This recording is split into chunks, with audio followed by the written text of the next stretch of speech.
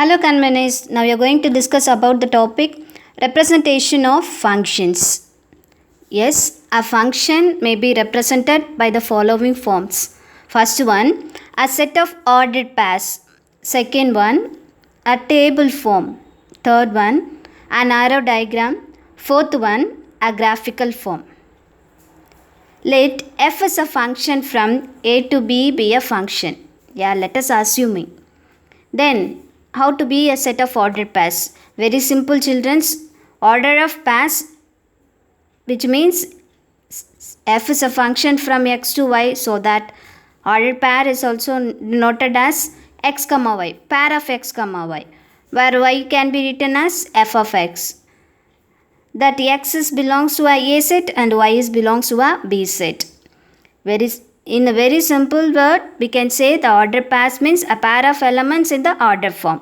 Then table form, representing those ordered pairs in a table form. Let us representing the x values in one row and the y values in another row. That is f of x in the another row. Then arrow diagram. Now, the relation between those ordered pairs x and y, relating those x and y's with an arrow is only known as an arrow diagram. And the graph, now plotting those x and y ordered pairs in the graph is only known as a graph form of functions. Then very important in this, every function can be represented by the graph as a curve, but not every curve drawn in the graph will not represent the function. Every curve cannot be a function, but every function can be represented in the graph. And we will know how to represent the functions in detail in the following exercise problems. Yes, children, here every curve is not a function, but we can identify which curves represents the function by the following test. That is a vertical line test.